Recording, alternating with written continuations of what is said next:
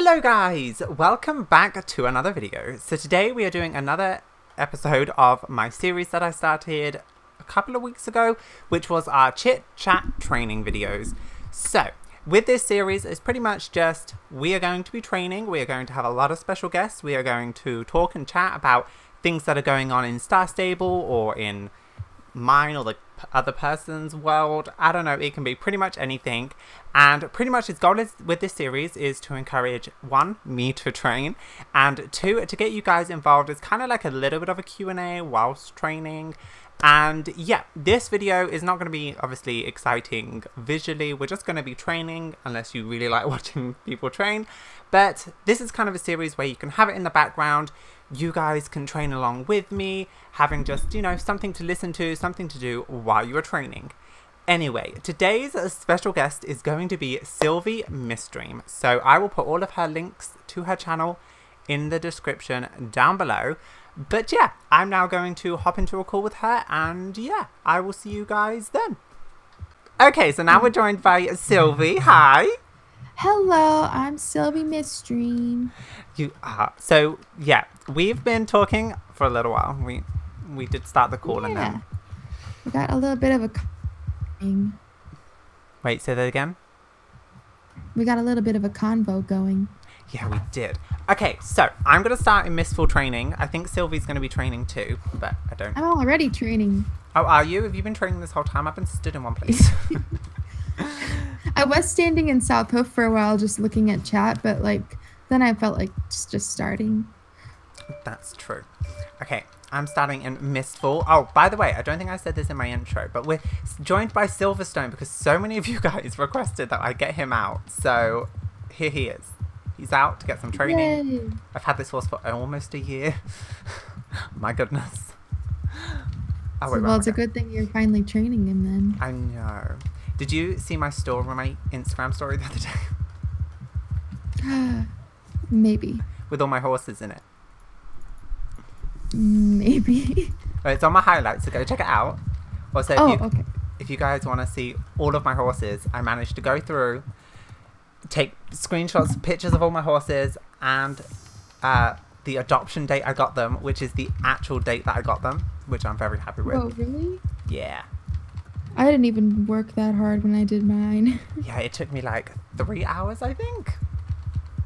So yeah, you can go check that out on my Instagram highlights if you really want to. I'm promoting it because it took 3 hours.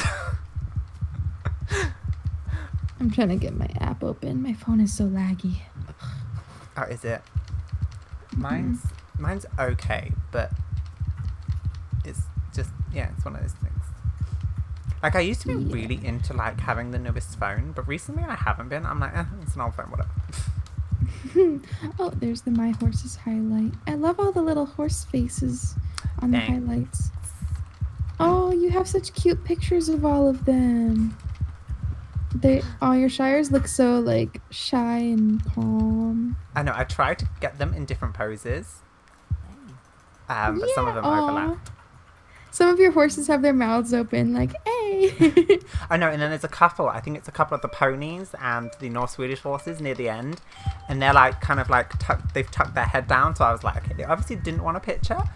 But, you know, they were willing. They wanted to show off still a little bit. They were just a bit shy about it. So did you count how many horses you have total? 95 plus 8 on my alternative. Oh man, so you have like... Yep. You have more than I do. I think maybe. I have... Oh wait, no. I have 115. Yeah, you're insane. Which is why we're like the perfect companions. I mean, we're both horse crazy. We are like the ultimate collectors of this game. I know, right? Yes. So, I mean, it lives up to your name, so... I know. Yeah. And I used to have all the pets, except when they released the squirrels, I was like, not really. But besides the squirrels, I have all the pets in the game as well. The squirrels look so... Like, if you look at them really closely, they look cute, but like, if you look at them from far away, they just look creepy. I don't know why. They do. I can see it.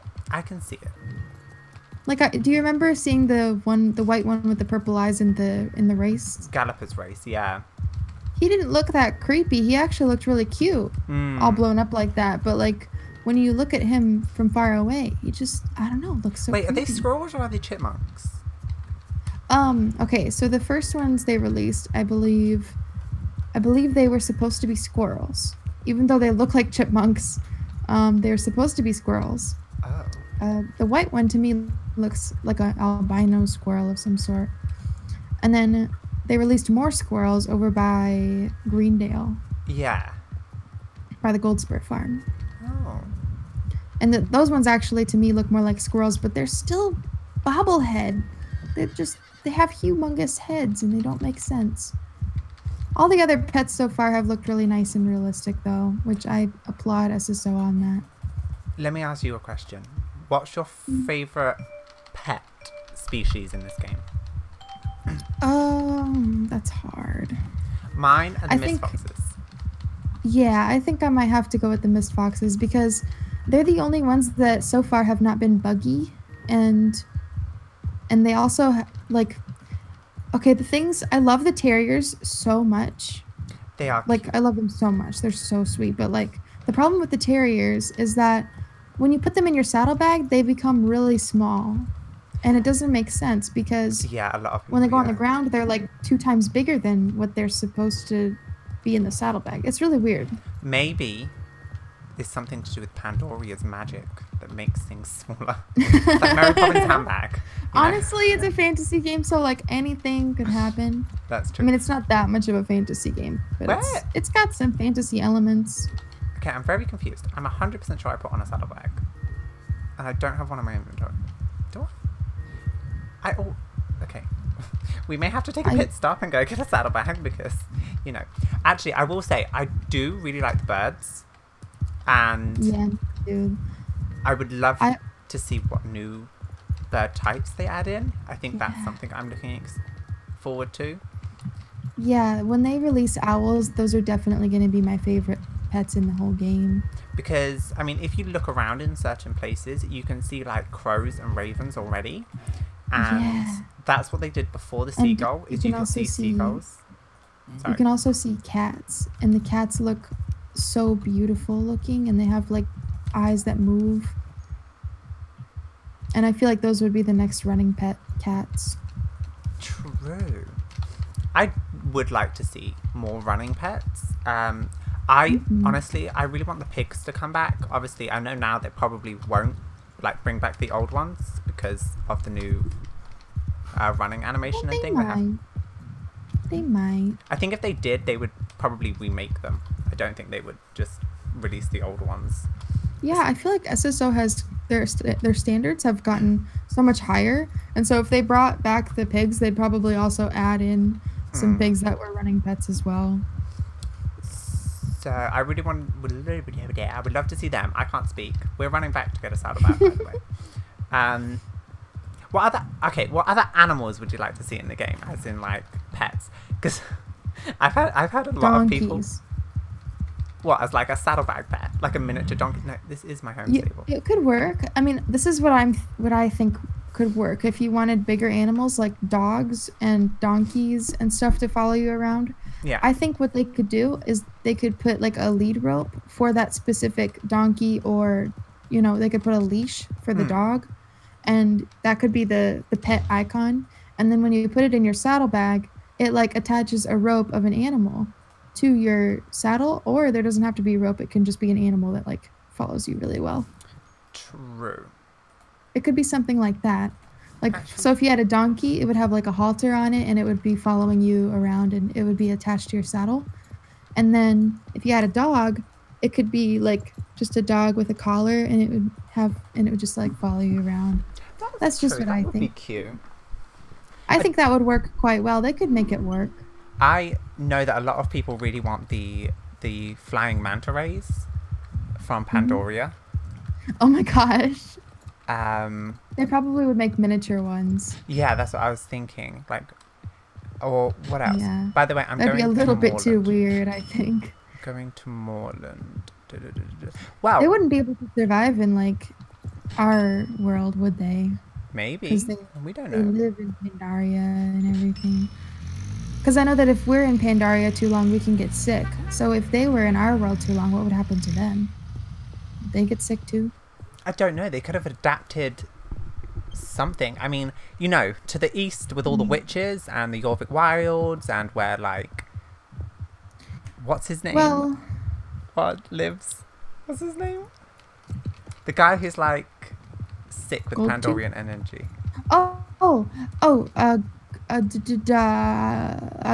I remember his name. I can't believe I've forgotten his name. Evergrey. Yeah. Like, you know, that way seems very mystical. And that could have more Pandorian energy, which talks about the horses, which is why the horses have the magical element, because it's leaking through. Who knows? There could be, like, an open portal over there that's leaking energy and causes magic Yorvik wild horses. The manta ray things could have flown through and adapted to this world. Oh, that's actually a really good theory. Talking about that, we have a lot of questions about conspiracy theories. Oh, we have so many theories on tea.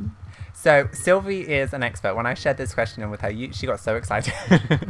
Oh, I'm tripping.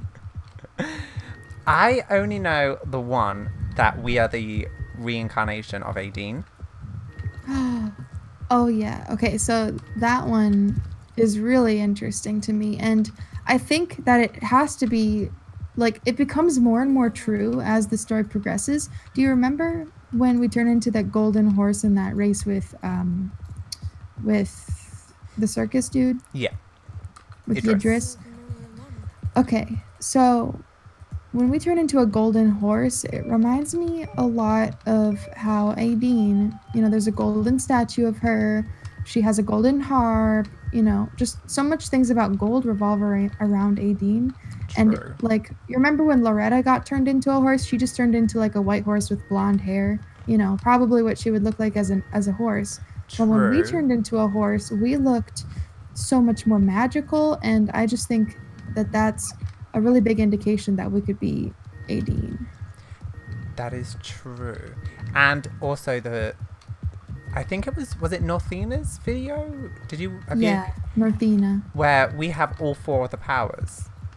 We have all 4 of them because we lit up all 4 of the statues. Mm-hmm. The lightning, the star, the moon, and the sun. I really hope when Moreland gets updated, I won't be so laggy whenever I'm here. Are you laggy there? Yep, I'm always laggy here. Even if I'm not recording, not doing anything, it's not that noticeable. It's just a little bit choppy. Do you have your graphics all the way up? No. I play on kind of the lowest settings, so... Oh. Yeah. Mm. But that's probably because my computer's terrible. Okay, what other conspiracy theories do you know? You can educate me on the conspiracy theory world. Okay, so here's a conspiracy theory for you. With Galloper Thompson, you know how there was, like, a lot of ghosts in the Galloper's Keep area who would talk about his past, right? Yeah. And then there was one theory I remember that I had come up with when I was reading one of the ghosts things. Mm-hmm. And it was talking about how the Jarl was trying to get a hold of some kind of immortality. This wasn't the Jan Jarl. Apparently this was a different Jarl.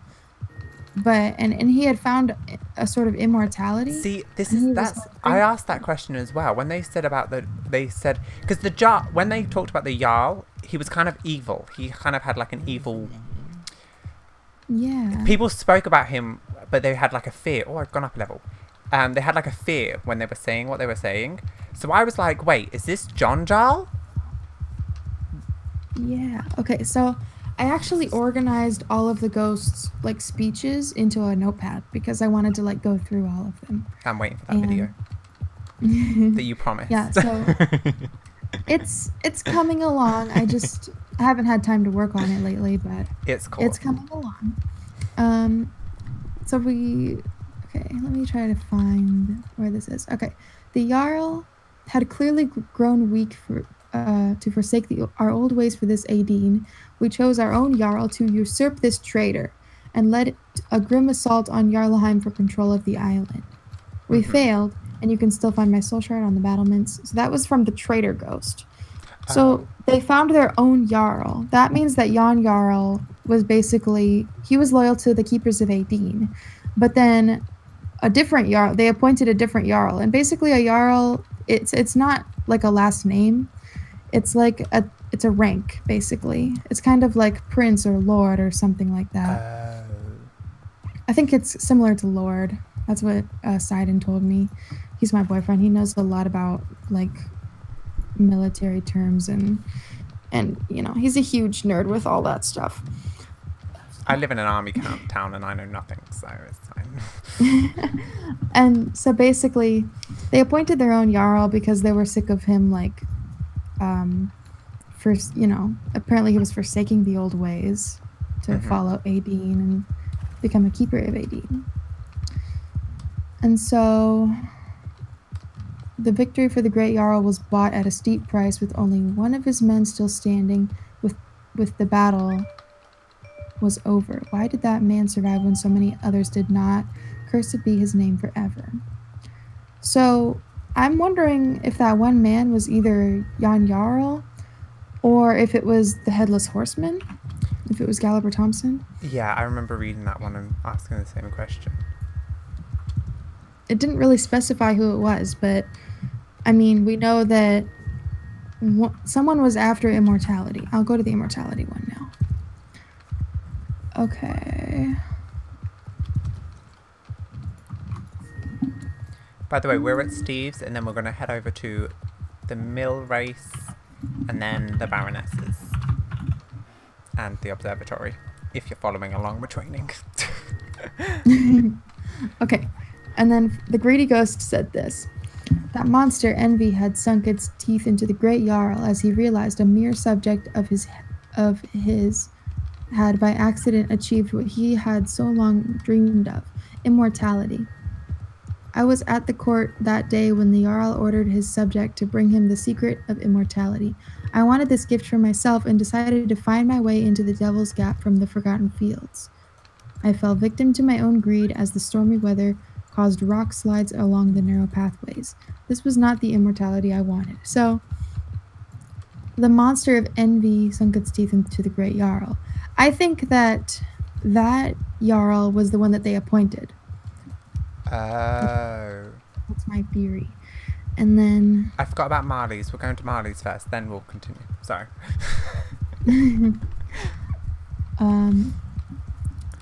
And then he said, I was at court the day when the Jarl ordered his subject to bring him the secret of immortality. I think that his subject was Galliper Thompson. Because Galliper Thompson, you know, isn't he immortal? Because when they tried to kill him and cut off his head, he just stood up and he was fine. Yeah, that actually makes a lot of sense. So I think he was going to bring, I think he brought that Jarl the secret of immortality. But it's strange. It's strange that he got it from the Devil's Gap. So I'm thinking what happened was Garnock probably granted them powers, because everyone thinks that Garnock is in Devil's Gap, right? I mean, there's so many things like surrounding Devil's Gap that have to do with Garnock, and like if you go back and you look at the older games, you have to run through there at a certain point. And there's also a story, not a story, but there's a moment in the quests. I don't remember when it was, but I think it was when you had to race, like you had to race one of the Dark Riders at Scarecrow Hill, and she changed the race, and then you had to run through, like she put you through Devil's Gap, and there was tentacles coming out of there. So I think that Garnock probably granted somebody immortal powers, because also Mr. Sands, he has lived for a really long time. So he could also have immortality. But maybe they had to pay a price of loyalty. You going back to the Devil's Gap thing, there is a section in the Galliper Thomas race where you run through what looks like your Harlem. And obviously there's a bunch of tentacles and stuff. Obviously that could be your Harlem, and if it was a long time ago, obviously structures and stuff change, so that kind of makes a bit of sense with that. because that is his memory. Yeah, I think that they made it structured that way because they were trying to like make it into a racing environment. They weren't necessarily. They were trying to like give us pieces of a puzzle of his memory. I don't think that it. I think all of it was like theoretical from his point of view. I don't think that's actually what it looked like back then. True, and if it's been a long time, you're probably not going to remember stuff. That's like I said. Plus, it looks all It looks all dead and grey and dreamy. That's like I said about the giant squirrel. I said, did that actually happen? Or you know how sometimes you overthink situations that happen and you make it worse, and obviously you kind of, as you retell a story, sometimes it can change. Squirrel. Yeah, maybe it was something, maybe it wasn't even an actual squirrel, maybe I don't know, the face has gone off. I think the reason why the squirrel was so big, this is another theory I have. I think the reason why the squirrel was so big is because of Fripp. I think that Fripp is like a huge influence in the story, and Fripp has probably lived for a long, long time because he's so wise. And, he is an alien, right? So he has probably lived for like thousands of years. And maybe Galloper Thompson, because he was a subject of the second Jarl, who I think is evil. I think works for Garnock. I even think that he might be Mr. Sands, but because there's like, I don't know, it just seems like he was like a dark leader of some sort, and Mr. Sands, we already know, is like the leader of the Dark Core. He's very evil. But I mean, that's just a theory. There's not enough evidence to really prove that. If they ever redo some of the beginning quests, I want there to be an option where you can choose if you want to be a good rider or a dark rider. That would be really cool. If we could change the story and like start little things and like tell all the soul riders like, whatever, I'm gonna go hang out with these guys, or you follow Justin on the boat to the Dark Core. Just because I think if you're looking at it from like a story aspect, I think it would be really interesting, because there is always, like in like movies and stuff, there's always a point where you have to, when it's a thing about good and evil, you have to choose are you on the good side or the evil side. I think if they ever did like really implement some new story into it, I would love to see a lot of the old story quests done from a different perspective, being Dark Core's perspective.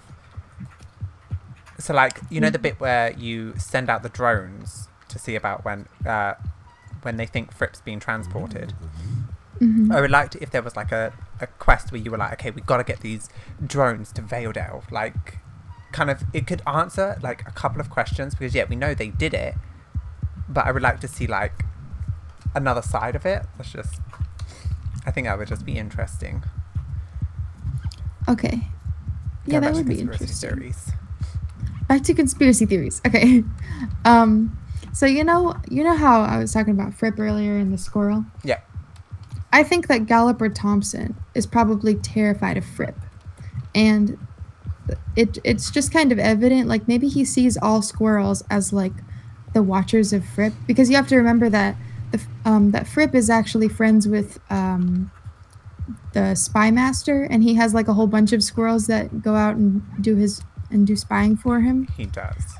What if Galloper Thompson knows that those squirrels are like working for Fripp and the spy master, and so like he sees every squirrel as an enemy, and so he like sees eyes on him all the time, and it kind of freaks him out probably. Maybe that's why there was such a giant freaky squirrel in that race. That's true.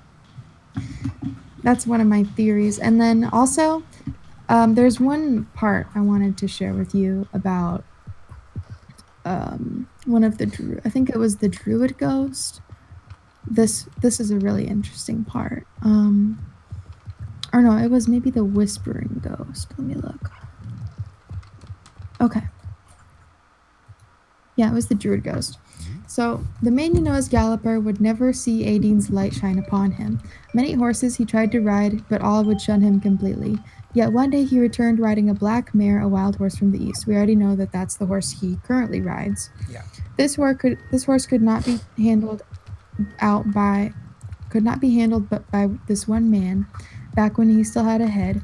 Worried what it might mean for a horse to not possess Aideen's light, we tried to take her away to the secret stone circle. And I'm guessing Fripp had a large part in this.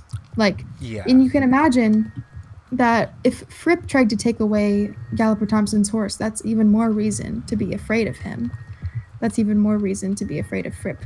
Because, like, if he, like, that's the only horse that Galloper Thompson's ever had a connection with. And Fripp trying to change that horse into a good horse could mean that Galloper wouldn't have his beloved horse anymore. Oh, poor Galloper just wanted something to love. Yeah. You know, so Fripp's maybe the evil one. That's the conspiracy theory.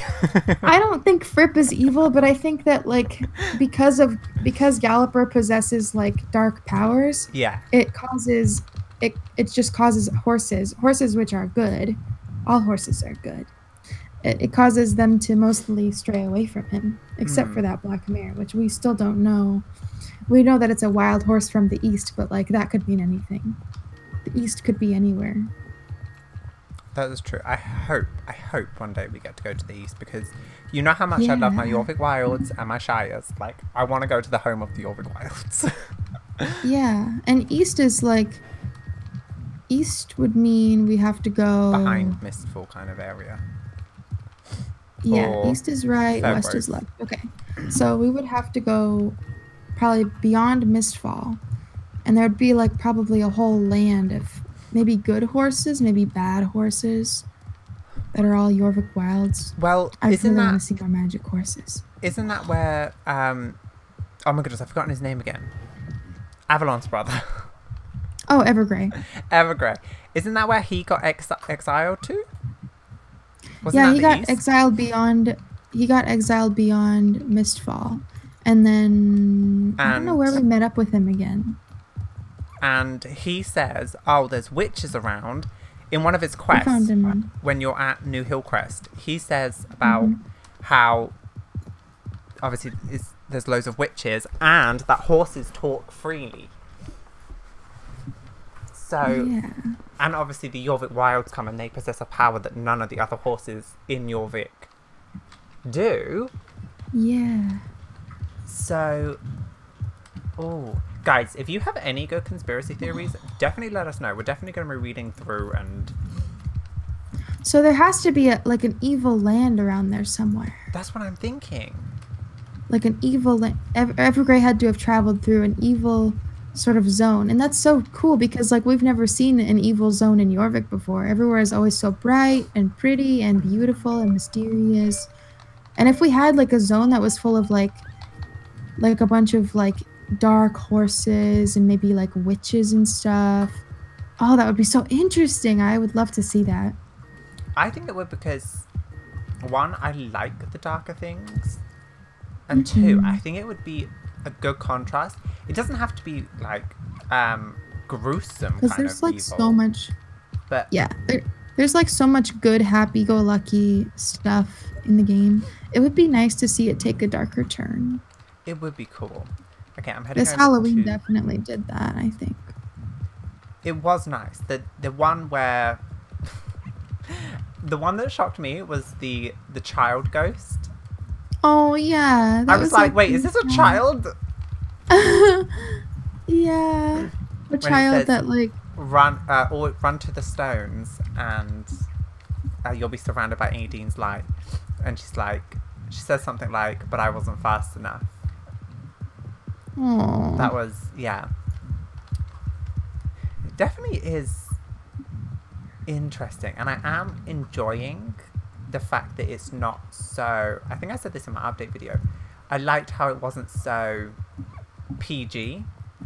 Yeah, I liked that it was a little dark.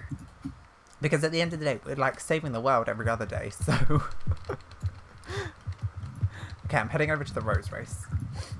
The Rose Garden Race. I get sick of everything being, like, too good. Like, too nice. Clean and... Ugh. I enjoy it to an extent, I think. An extent. Because, like, yeah, you're, like, the protagonist and you're the one who's saving everything. But, like, if things aren't that bad, like, everyone's, like, really, really terrified of Garnock. But, like, we've never, like, seen him. for example, we haven't, like, besides the Pandoric cracks, there's nothing really, like, life-threatening, because at the end of the day, it's people. Like, Mr. Sands is a person who's leading the Dark Riders. Yeah, Elizabeth is the one saying, like, oh, if this happens, the world will end. But I could say that to you. I could be like, oh my goodness, if you don't break up with your boyfriend, the world's gonna end. Like, again, it's a story that someone's telling you, and you don't actually know, because, again, we're only here for summer vacation, though. Elizabeth could be lying to us. Fripp could be lying to us and painting a picture kind of thing. Well, if we're only here on summer vacation, it's a pretty long summer vacation. I know, I've been here for like over a year now. Plus, we have Christmas quests, and we have snow sometimes. So I mean, I think we just moved here. No, I was going to say, I thought they changed the intro, but I don't actually think they did, because I remember when I restarted again on my Raspberry Valley account, I think it was the same story. Yeah, possibly. It is very interesting. I don't really know any other conspiracy theories. Oh, there's a lot we could talk about. Like, for instance, have you noticed in the horse app during Halloween, like, it was all purpley and stuff? Yeah, Idris was there. I wonder if, like, and there was a Pandoric crack in the background, like, opened up. I'm wondering if that was, like, an area that a Pandoric crack formed and, like, a whole bunch of Pandoric energy came out. I commented that on my Buying Fjord video. I said that maybe Idris transported it somewhere. Like, obviously we know this is... So that's why the Pandoric crack opened. And if you look, you can actually see the circus in the background. Yeah. So, did he transport it here into Jorvik? I kind of was hoping it would be like a spoiler thing where we could raise a foal in this game. Shia, hi! Oh, that would be wonderful. That's what I was thinking. We have the rescue ranch now, so I don't see why we couldn't raise foals. Actually, going back to the animal thing we were talking about at the beginning, I would love to see a mini quest or something where we raise, for example, let's take the pigs. If they did reintroduce the pigs, I would love for them to be able to, like, you rescue a pig and you come and take care of it every day, and then, like, you actually adopt the pig to become your pet. I think that would be cute. You wouldn't have to buy it. You could, like, earn it. Yeah, and that's what I thought about Boulder, because I know a lot of people, they want, like, that connection. So I was thinking they could do that with a foal, and, you know, you can take care of it for however long and then get a horse.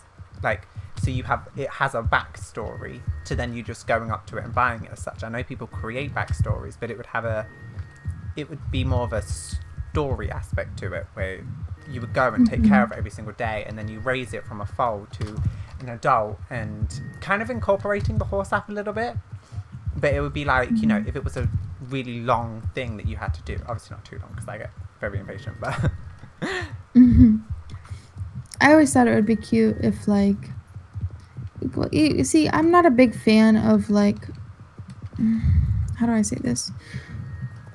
The thought to me of somebody taking a foal away from its mom and raising it and just teaching it, like, how to get used to a bridle and a blanket and all that, and a saddle, I just feel like, I don't know. I feel like foals should be with their moms. And what about if the storyline is the mum had a tragic accident? Well, that's different, but, like, you could still find, like, a mom to kind of orphan the foal, or you could put the foal inside of a herd with a couple other adult horses, because I think that foals need to be raised by other adult horses. True. And the main reason why is because foals, they can be pretty naughty. Like, they can think that they're bad and think that they're so strong and stuff, and sometimes they need to be corrected by an adult horse. And that's how they are in the wild. Like if a foal is going and running away or being naughty, the mom will like give them a kick, or not a hard kick, but like just a warning. And like sometimes a slap on the wrist to be like, hey, no.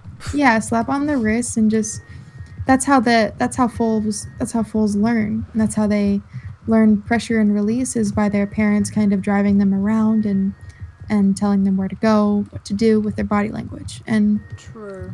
That's why wild horses can become such great animals for training, because they've lived with pressure and release their whole lives, and they respond very, very well to it. But yeah, that's just my opinion. I feel like it would be really cool to me if we could train a foal, yes, to like get used to people, but without taking it away from its mother. I feel like the only thing I didn't like about the Rescue Ranch quests was the fact that we didn't take the mother with the foal and put them together.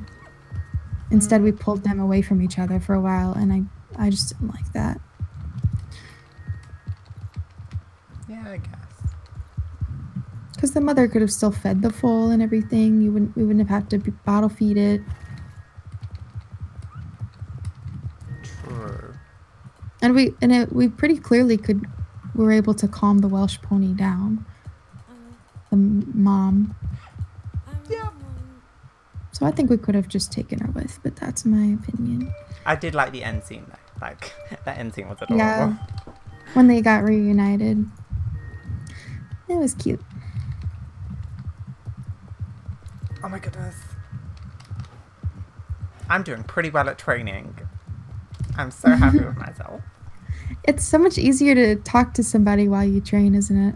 It really is. I think most it makes it go by quickly. Yeah. I mean, that's like the last time I did that, the Chit Chat training video, I think I did all my races, and it almost felt like it flew by because I was so like, I was just talking to myself. And because I wasn't really like, I think when you think about how long something's taking, or you're like, oh, I have 50 more races, but if you're kind of doing something or distracting yourself, or again, I started listening to podcasts. I've been listening to the Mile Higher podcasts, which is all about kind of, it can be anything from like UFOs to like true crime things to supernatural I love those things. And that sounds interesting. What's it called? Mile Higher. It's done by Kendall Ray. I don't know if you've ever heard of her. She does like true crime videos on her channel, missing people cases and stuff like that, and it's just, I find it interesting to listen to. I might have to listen to that sometime. It's on Spotify. I love listening to podcasts. It is good. I think that's one of my new favorite things to do. Just listen instead of just listen. Yeah. Sometimes I get tired of talking all the time, and I do a lot of training videos where I'm just talking for like 2 hours, and my throat always gets super rough afterwards. So a couple days afterwards, I'll just spend time training while listening to music or listening to podcasts or watching something on the side. I'm so happy. Yes, person, ride the Shires. Or train with friends and let them talk to me. I need to do more training. Like, I think I've trained, what day is it today? Friday? I've trained like 3 times this week. This is the 4th time I've trained. That's good. So I did a little bit better. But I go through stages. There'll be stages where I'll train for like a week straight, and I'm like, yes, I did all my training every single day, and then I won't train for like 3 weeks. So yeah, for me, what I'll do is I'll get like a few horses that all need to be trained, and I'll just binge train them. Yeah. And then after I'm done training, I'll take like a good week or 2 of just not training any horses. And then when and then StarStable will always pull a fast one on me, and they'll release new horses like the very next week, and I'm like, oh, more horses to train. See, one thing I would like, and I kind of see why they don't like do this, but I think for some people who are maybe a content creator or something like that, I would like to see just one race you can do unlimitedly, because binge race. Yeah, because for someone like me, and you know, I think people who work and stuff, sometimes you can't log on every single day. So I would like there to be just a binge race where you could come, and if you do have an hour, for example, after you've, or 2 hours, 3 hours spare, on that day you could do all your races, and then it unlocks like this bonus race that you can just do continuously for people who may have missed out on like a week of training. So you can just constantly do that race as many times as you want. For example, if you do have a horse that you want to level up because you know other horses are coming out, and again, you can't get on in the week, so you do it on a Friday night, for example. I would like to see something implemented, because... I have an idea. What? I've actually had this idea for a little while. This comes from World of Warcraft. Yeah. There's a current leveling system in World of Warcraft called the LFG system, and basically what that is it means look for group. You open it up and you click join queue, and the queue places you into a group finder, and it'll find you a group of people to go and run a dungeon with. Yeah. A tank, a healer, and 3 people to do damage. And so then you'll just get placed into a group, and you can just basically spam the group finder and level up as quickly as possible. Well, I think that would be great for StarStable, and here's why. Because what it could do is it could place you into a group of like 5 other people that are training their horses, and it would immediately put you somewhere on the map at a random race. And then you could do that race with all of the people, and then when you're done, it would put you back to where you were originally. That's like you press OK, and then it'll give you the XP, and it'll put you back to wherever you were before you joined the queue. And then you can just queue up again and join another race, and like you can just keep going. Or you can queue with the same people if you want to, like, and just binge with the same players. I think that would be... I just want to see like another leveling system, because that's one thing I really... Although I like training, and I don't do it as much as I probably should, I get bored of it. It's the only thing in StarStable that I get bored with, because it's very repetitive. And it does get very repetitive, doing the same races in the same order. I mean, I know a lot of people who are, you know, who train every single day, and they love it. It's one of the best things. And if that's you, great. Teach me your magic, because I need it. I find it to be relaxing, and once you get used to the races and your route, it can just become like it can just become like autopilot for you. Like, you can talk, you can watch something, and your fingers and you have like a muscle memory for doing all the races and stuff. I think it'll just be relaxing. I think it doesn't just go with the way I am. I'm one of those people where I have to be doing something. And I'm one of those brain dead people. Like, if you put me in front of training, I'll just train and just mindlessly do it for a while I watch something on the other screen. No, I have to be doing something. I don't, like, a few times I've like sat down to watch like a TV series, and I'm like, okay, I'll watch this TV series, and I'm like, no, what I'll do is I'll train while I watch the TV series, or I'll like write my week's schedule, or plan my next videos that I'm gonna do, or, you know, make lunch. It's kind of hard to like plan videos and write down stuff while you're trying to race. Yeah, I meant like when I'm watching TV and stuff, I have to, like, I can't just sit down and watch a TV show, which is why I don't watch movies, because I can't commit that much time. Even though it is like, which is stupid, because it's like, yeah, it's only, what, an hour and a half to 2 hours a movie.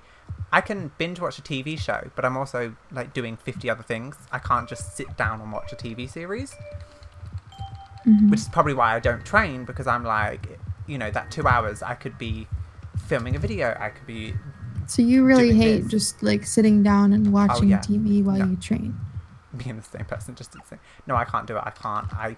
Which is why, like, with this series, I'm training, and obviously I'm talking and discussing things, and I feel like I feel like I'm doing more than just... I felt this way, so you kidding me? I feel like I'm doing more than just training, and obviously the more we have like people on, or guests, and I'm interacting and we're just talking and generally discussing, it's nice for me, because I like to get to know people, and it's doing something whilst not doing like a lot, if that makes any sense. I mean, since we've been talking, I've checked my Instagram and replied to like 20 messages, so while Oh streaming. wow. I could not multitask that much. Oh, I'm a multitasker. Like I will. If I try to talk to somebody while I'm messaging people, I'll like accidentally message them what I'm saying to the other person, and I'll be like, it'll just turn into a mess. No, it is. It's just.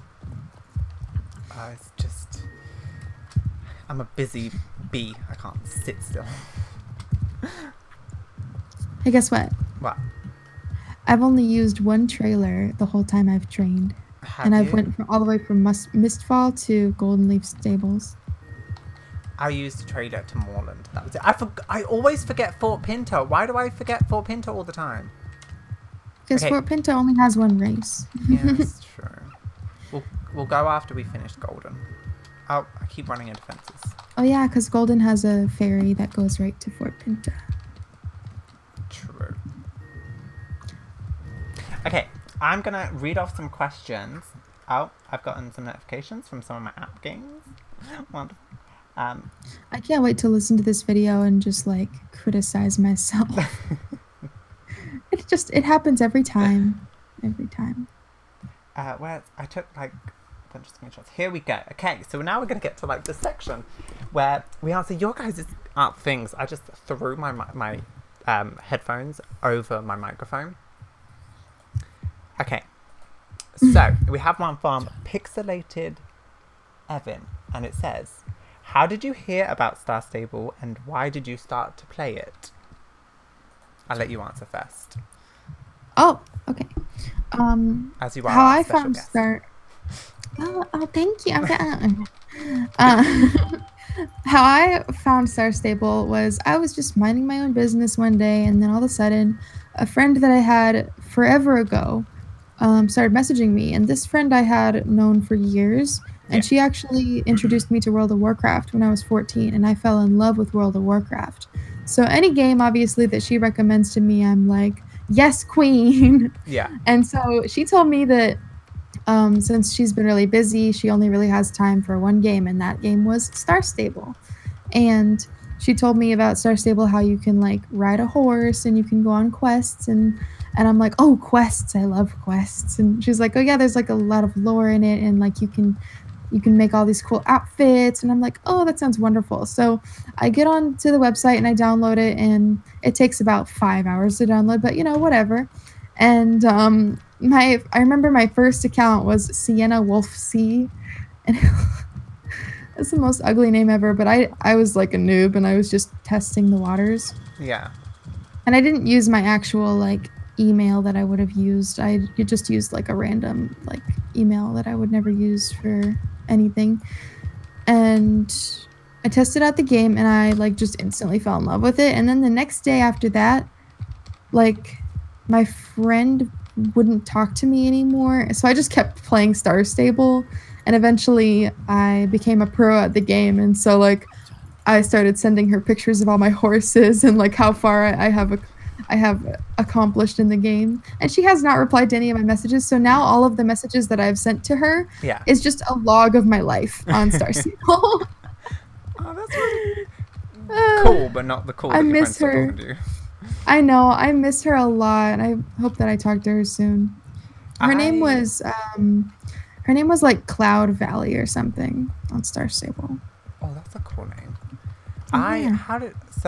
I started, well, I'd started my YouTube channel, and obviously I was playing Niche and a couple of Minecrafts, a few Sims. It wasn't great. I had a terrible microphone. I didn't know how to record. I didn't know how to format, all that stuff. And obviously I was friends with Tiffany before I started, and she was like, hey, you should play this game called StarStable. And I was like, what is it? And she was like, it's a game where you can play around with horses and stuff. And I actually, again, I started an account before this account, and I played it till about level 3, and I was like, no, I really hate it. Like, it's not for me. Yeah, because like you move so slow at first. And I was like, no, this isn't for me. And then she was like, hey, what about if you join my server? And I was like, oh, okay, I was like, let's see. Like, she was like, it'll be more fun if you know, interact with people, you have things to play with, blah, blah, blah, blah. So I was like, okay, so I made another account, and she was like, you know, just play it a little bit, just play to level 5, like once you get past the basics. And it's because I hate like the starting of things.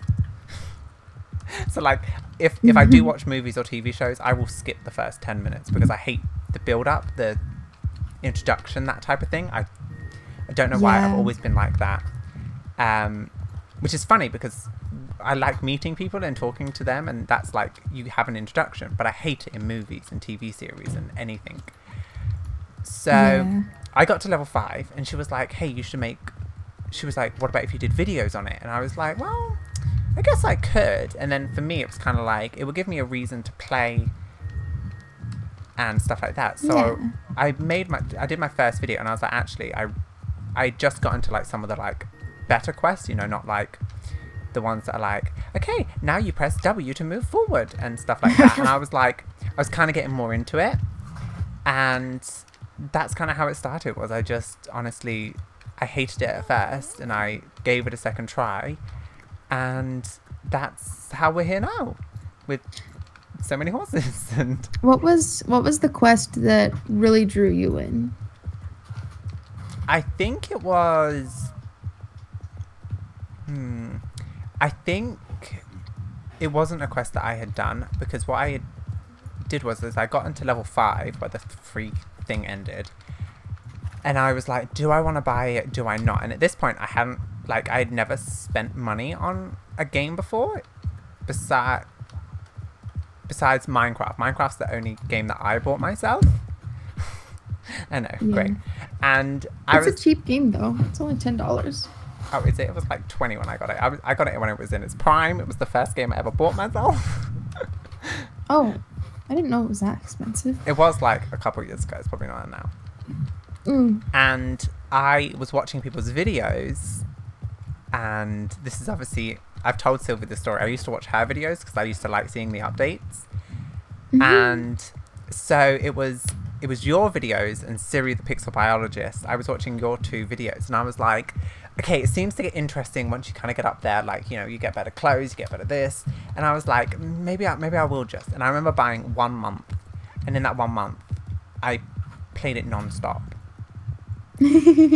And so you had to get lifetime. And then I was like, actually, it was Tiffany. Tiffany was like, well, if you think about it, if you're really into the game and you like the updates, and you're paying, I don't even know how much monthly and lifetime is, but for example, let's say it was £7. I don't know how much it is. If you're paying £7 in 10 months, that's going to be 70, which is technically the price of lifetime. So you might as well just buy lifetime, because then you can play it endlessly. And I was like, that's good maths. I like good maths. Let's buy it. Yeah, it is. I'm so glad that there's a lifetime option for StarStable, because if I had to pay monthly for this game. Hi, just a quick voiceover thing to say I remember what video it was after going back and looking at Sylvie and Siri the Pixel Biologist's channel. I remember the exact video, and it was the first time the Jorvik Wilds came out. I saw them, I fell in love, and I believe it was the Shire version. I call them Shire versions. I know they're heavy horses, but I like the Shire versions because they're part of my Shire family. It was them. It was the first set of colours that came out, and I joined the game a little bit after that, when the second wave came out. And I remember I was only level 5 when, no, I was like level 6 or something. And I had just missed it because obviously I hadn't explored Firgrove. I didn't know about Firgrove. I wasn't really watching people's videos because I was like, if I'm going to experience it, I might as well be like, do it myself. So yeah, it was the Jorvik Wilds. So if anyone ever tells you, no one's going to tell you this. Why am I saying this? Basically, it was the Jorvik Wilds that drew me to this game, which is why they have a special place in my heart, which is why I love the Jorvik Wilds. I love the fantasy aspect of it, and that's why it's one of my favourite breeds. It's one of my favourite things to do when I explore Pandoria in my bite-sized series. I love that because I think with the fantasy genre, it can be anything. It's completely up to the creator and the creator's imagination. It can be anything. And I think I like the idea of diving into someone's created world, because if you think about it, anybody can create a world, a fantasy world. And I like diving into the mind of people and how they would see a world, or how they would interpret a world, or how crazy the world would be. Just like Pandoria is amazing. If I could go and explore the crystals, the plant life, just go and really dive in, like I said at the beginning, and like you'll hear a little bit, Evergrey was... I would be Evergrey. I would probably put my life on the line just to explore Pandoria and any other worlds. That is something that really speaks to me. And it's one thing that I really like about playing different games, is you can really dive into many, many, many different worlds and just everything like that. Anyway, enough of me rambling. Let's get back to the video. Oh, I would be so upset. Well, that's like School of Dragons. I really like that game. Yeah. But you can't buy Lifetime. Yeah, that's like the biggest shame. So, yeah. So then, obviously, I bought it. And at this point, I think I stopped making story videos. I think I stopped when I was like level 8 or 9. And I blew through to like level 16 within like a couple of days. I remember every time like I had a quest that I had to wait for the next day, I was like, haha, nope. So you would pretty much just spam the honestly, yeah, overnight feature. And then I've told Sylvie this as well, but Sylvie, what I liked about Sylvie's videos was that she took her time with everything. Nothing was like, we got to do this now, and you know, it wasn't very quick paced. And I was like, actually, why am I doing things quick paced? I'm not enjoying things. I wasn't reading the story. I admit that now. I don't know much about the early game quests, which is why I'm replaying in one of my other series. And that's why I started my Bite Sally series, was because I was like, actually, you know, I've already skipped a bunch of quests. I might as well start and actually take in the story and enjoy it, because that was something I didn't do before. Was not everything needs to be rush. And you know, if you go over to Sylvie's, you don't have to skip through like all the quests. The actual reading of the quests is what makes them interesting to me. If I didn't read the quests and I just clicked through everything, I would be bored and not really want to play. Yeah. But like, I need the story because it gives me a reason to press on. And it gives me a reason to press forward. And that's what happened, especially with like update videos and stuff like that. When I was going back and watching older updates that other people had done, and I would watch people and they would skip the story, and I was like, well, what happened? Like in 1 second it would be like, okay, now we need to go over here, and I was like, well, yeah, okay, but why? Why do we need to go over there? Whereas people who do more, I guess, slower paced is the best way. I was like, actually, I like this format a lot, which is why I started doing my videos like that, because I was like, I want to enjoy it, and if my video is an hour long and I'm just rambling, that's fine, because I'm just enjoying my time and my adventures, spending time with my horses. And it was that type of change that I did, where I wanted to not rush through. Which, I mean, I still have story quests. I'm like on the last few little ones, but I'm not rushing through it. It's not something I want to do now. It's not something I'm eager to like get done, because once my story quests are done, that's it. I don't have any more story quests until they update. But, you know, I'm just going to enjoy the journey. So, enjoy the journey. Yeah. So, yes. Yeah. To me, like, I kind of skip over the quests whenever they're just about, like, if they're repeat quests from the previous year, or one of my recent videos I did was it was me doing some more Halloween it was another Halloween update, you know, where they added the ghosts and they added the quests over in Golden Hills Valley. Well, I found out that all of that was a repeat quest line, so I decided to just take the funny parts from it and make it into a silly video. Yeah. Because it honestly was just really, really silly. And a lot of people already know how that story goes, so I don't think it would have made any sense to like reread everything from a previous year set of story quests. Yeah, I get that. I get that. But yeah, whenever they do release new story quests, I love to just make a really long video of me just reading everything in detail and theorizing while I'm doing the quests, because it really makes for that adventure experience and it really immerses you into the game itself. That's actually one reason why I did the, you know, with the soul shard things. Why I was like, well, I could do update videos, but I changed it into my bite-size series because my bite-size series is just me rambling. And I knew that there was going to be plenty of other people who were just going to... By the way, I'm going to Fort Pinter for the video. I knew that there was going to be a lot of people who were just going to do short videos and be like, hey, here they are.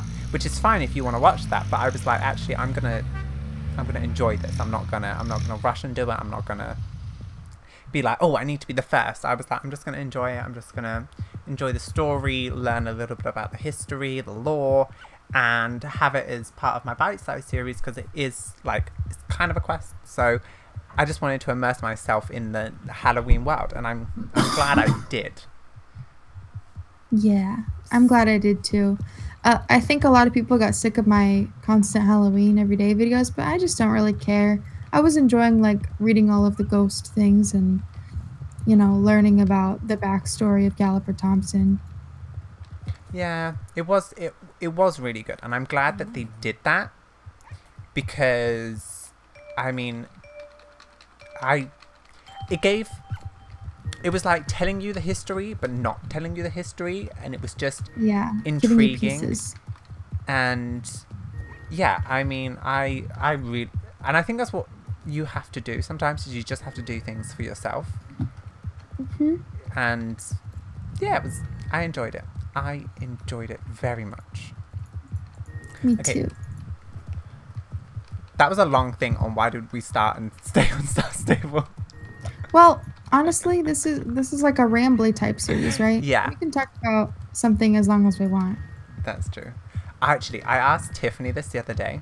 Do you remember the first time on your first account that you ever did a race, how difficult it was?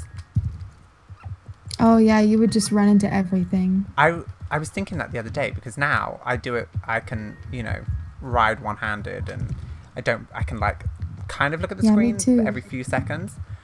But it was just so, I remember the first time I was like, why is this so difficult? Why? How do people play this?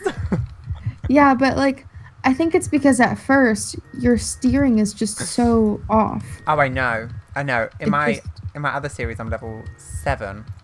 And you're basically the drunk turns, when you're turns. The turns are so slow. It's so hard to like. It is. It's ridiculous. Okay, our next question is from TC. She asked, new starters. What do you think about the new starters?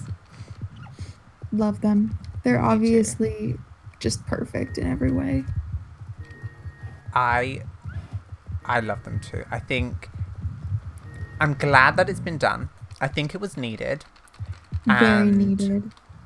Honestly, I'm glad. Like I have seen a lot of people say that they look like the Trakenas and but Trakenas and Hanoverians are warm bloods, aren't they? I think. Yeah. Trakeners are sport. They're a type of sport horse, and you know what? I'm pretty sure that our Jorvik Warmbloods are a sport horse as well, a type of sport horse. And personally, I think I love them. I love the Trakenas and the Hanoverians anyway. So to have similarities like their ears, I don't know why I have a thing for ears, but I like horses when their ears are animated. Like with when they move around. With the Hanoverians, I remember when they first came out, I always used to call them my little bunnies because they look like they have bunny ears when they have the braids. And I gave all my Hanoverians braids because I liked just looking at their ears. It was just a small detail. Their ears were always perked up when they went into their full run. They always looked so excited to run. It was just something I really, really liked. Like, I'm on a lippy right now. And I really like the lippies. Yeah, they have cute ears. I'm on my one of my fjord horses. Oh, are you? Yeah, I'm training Civ right now. Oh, She's fair enough. one of my newest. She's my newest fjord, and she's the Cremello, or no, she's the Palomino one. I decided that I'm just gonna buy all the fjords. Honestly, me too. Like, They're so cute.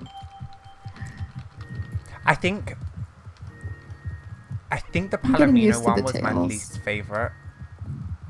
Why? I don't know. And I Was said it because there wasn't enough emo makeup for you? no. It just looked. I think when I looked at it next to all the others, it looked a lot more like cartoony almost. Cartoony. Yeah, this is this was like the first day it came out, so I hadn't like I looked at it, but like not properly looked at it, and I remember looking at it, going, oh, it looked very You mean the flat. lightest one, right? Yeah, The light, creamy one. yeah. Okay. Now I like it, but when it first came out, I was like, I thought it looked so like clean and like someone just gave it a really nice warm bath. true. Maybe that's what was wrong.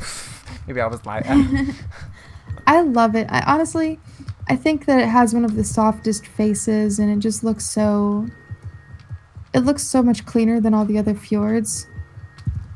Like you would take it to shows or something. It would be one of those fancy fjords. I really do like them. Anyway, somebody else, let me see, Cora, I'm trying to read your name whilst writing. Cora the Dreamer asked, oh my goodness, okay, I'm going to finish this race, then I'm going to read the question. I'm doing the fur growth race. Oh, the fur grove ones. Yeah, those are not really the easiest ones to read with. Someone said, what do you think the cool equipment that they mentioned in the news could be? Or you want it to be? I think it would be Hitless bridles! Yeah. I think it would be different styles of tank. I think that's one thing that I think they're trying to look into implementing. But obviously they said about the model thing and all that stuff. I think they're finally starting to fix their issues with it. Yeah, and I think obviously with different things, they're going to sit on horses differently. And I think there's a lot that probably goes into behind the scenes, although we may just think, oh, it's just an outfit, or it's this. Every horse has to have like a certain position of clothing. So like for instance, if they were to put scarves in the game, they would have to find a way how to make the scarf work on all of the different types of clothes. So, like, if you would have a puffy jacket, the scarf would need to fold over the puffy jacket. If you had just a shirt on, the scarf would, like, need to be more flat on your chest. So, like, I think the same thing goes with all the horses, because each horse has a different face. Well, that's, like, one of the big things with the Jorvik Wilds and the Shires is there's a clipping of the reins. But that's because they have a thicker neck, so... Yeah, they have a thick, big, muscular neck. Yeah, so... From that point, I think they're trying to do their best to bring other styles and other things in, but I think they're also battling against what the old stuff was. Yeah. Because, for example, if they did introduce a new thing, it could mess with some old stuff, and I think people wouldn't be happy if your favorite outfit was basically like, oh, we have to remove this outfit, and it was your favorite outfit. So they're trying to balance things out, but I think it's just one of those things we're gonna have to wait for and really see what they do. Yeah, I also think that they're gonna have to redo all the old hairstyles, because I've noticed that some... What? For the horses or people? Both, because the old horse hairstyles, like, they're nice, I guess, but like if you look closely at the ends of the longest hairstyle option that you have in the it looks all weird and curvy and jagged at the bottom. That's just not, it just doesn't look as nice as all the other hairs that we have on like the nicer breeds, like the Trakener and the Fjord. Yeah, true. I mean, take it, the Fjord still has a messy tail, but like it's more like shaped correctly. Yeah. It's not all jagged at the ends. I don't know. I think as well, like, if we think about, for example, the new Silverglade update that's coming out, that's probably taking a lot of people's time and energy. So yeah, they probably won't be able to work on like anything new until that's all finished. Obviously, we don't know if there's a certain team who does outfits, or if it's just one person who does it in their spare time kind of thing, or what. But I think, you know, when there's a big project like this, because I think last year was Mistfall, wasn't it, which was the big project? Mistfall was the big project. Yeah. It's like this year, obviously, it's trying to redo areas, and obviously they have to, like, I know that they're doing ground stuff as well. Silverglade is a huge area. Yeah. Silverglade is Fir Grove all the way to the Equestrian Center. So I think, you know, if we don't get like brand new amazing updates, I think we should be appreciative of they're actually trying to work on something at the same time. Yeah. So they're trying to like update their whole game to look beautiful just for us. And it's a free update too. Like we're not paying them to do it. So I think it's one of those things, it's one of those battles where it's like they can either improve these things or they can be left and we can get a brand new outfit kind of thing. It's one of those, like, yeah, in a perfect world we would be able to get both, but I think we should just take what we can get and be happy and content with it at the time. Yeah. Although I would like to see more. Like, I want druid outfits in every single color, thank you very much, because I'm stuck with the green one because I was poor when the red one came out. So oh, I would love to see like a purple and like a blue. Yes, please. Also, I think the druid saddle set is one of my favorites. I mean, I've been wearing it for the last like 2 months. I don't know. Plus, I think it's because the color swatches go together. Yeah, it's so nice. Okay, so we have Nightmares Inflicted us. Wait. We didn't talk about what tack we want them to add. Oh, okay, what tack do you? I don't actually know. Bitless bridles. I think it would be cool. I know Hashtag add bitless bridles. Screams. I'm just kidding. I understand that I don't have to scream that. I think that we got the message out there already. But I would also like them to add breastplates. Not breastplates. A lot of people call them either breast collars or chest straps. I think either word works. I like chest straps better because breast collar, it just sounds weird. I would like to see... Okay, I don't know the name of it, but it's kind of when you're... it's a bit more when you're like breaking in a horse. It's kind of just... I think it's just a rope. I'm saying like, oh, there's probably a name for it. It's kind of just a rope. I would like to see that in case you want to just, you know... Like a neck rope? Yeah, just if you wanted to walk around with your horse and you didn't want to have it with a bridle on and all that. Oh, a halter. Just a regular halter. Okay. Yeah. I thought there was a name for it, but then I was like, maybe it's just a rope. I don't really know. You could do like a neck rope that has like a lead attached to it, or you could just do... Yeah, something Oh, that's what they could do.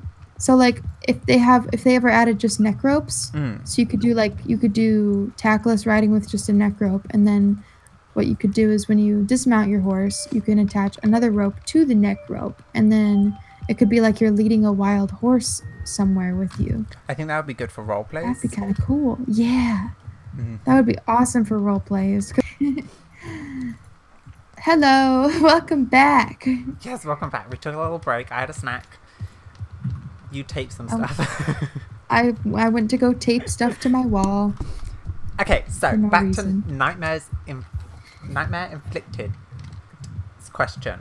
It says, what's your new opinion on the Soul Rider's appearances? The update that they're doing.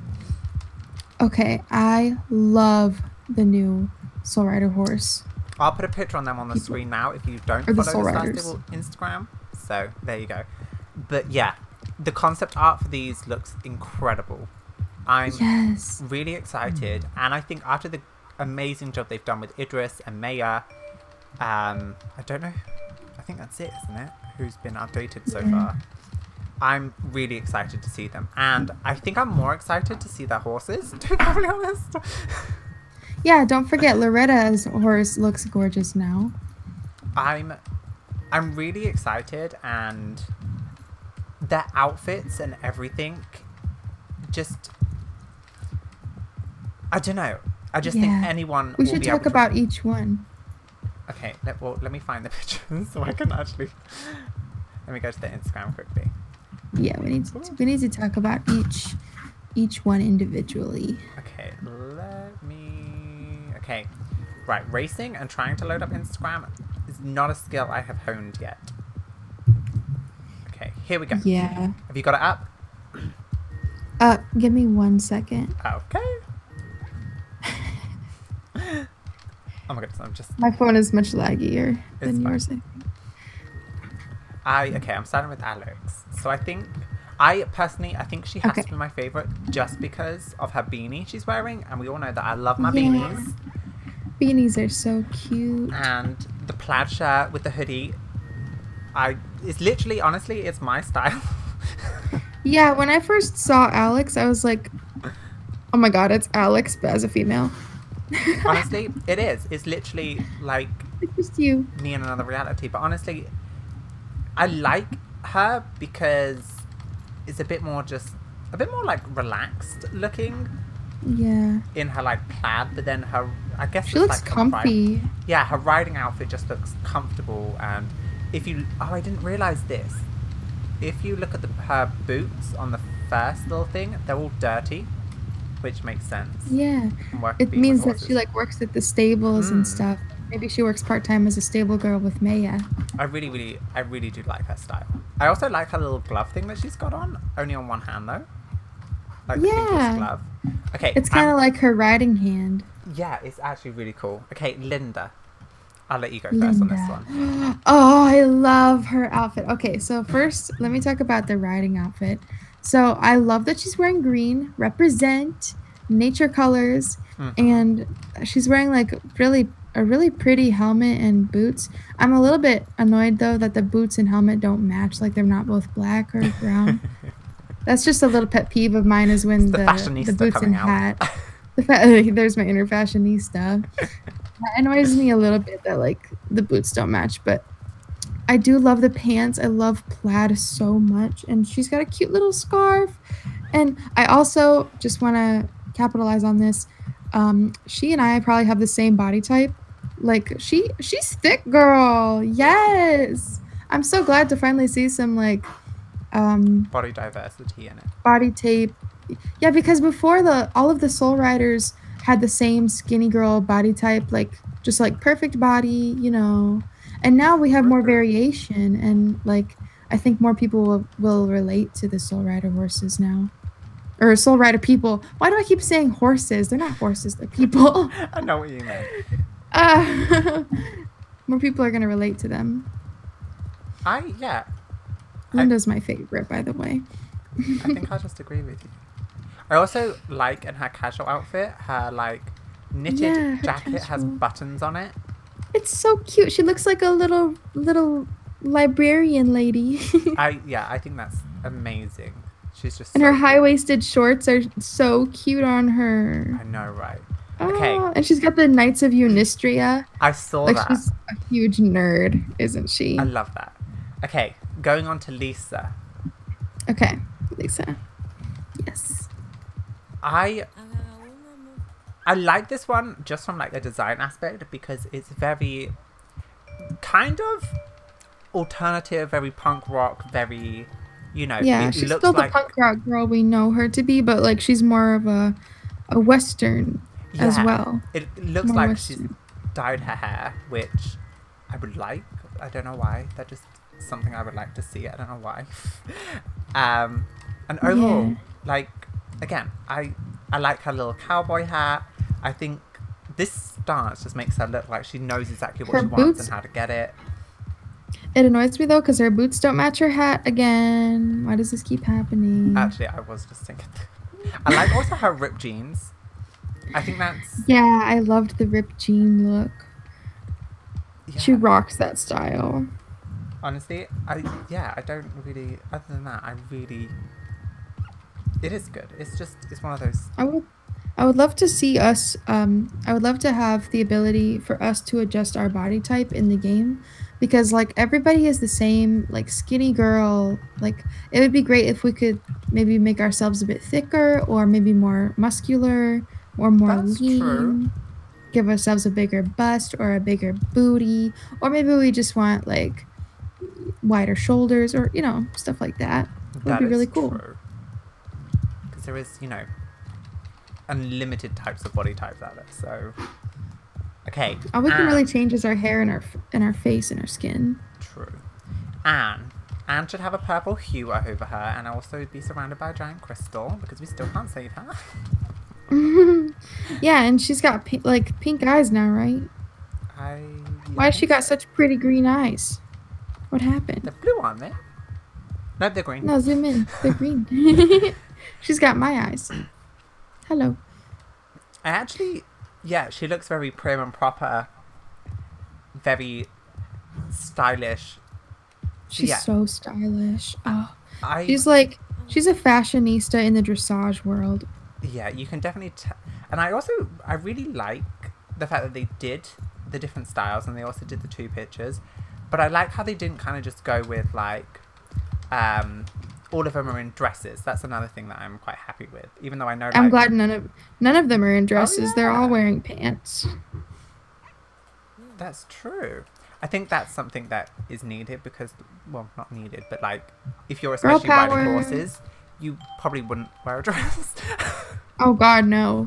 And I mean, I'm sure some people do for cosplay purposes, but like that's about it. And royalty. I think sometimes royalty wears dresses, but even then they're probably wearing shorts underneath, let's be honest. True. And I also like the fact that all of the outfits as well, like if say one of them was wearing a dress, we have to save the world at like a drop of a hat, so literally they are ready to go whenever. Like I like that kind of, they're dressed for all that they would as well. have to do is just hop on their horse and be on their way. Also, I do like how Anne and Linda are both wearing helmets, but Alex and Lisa aren't.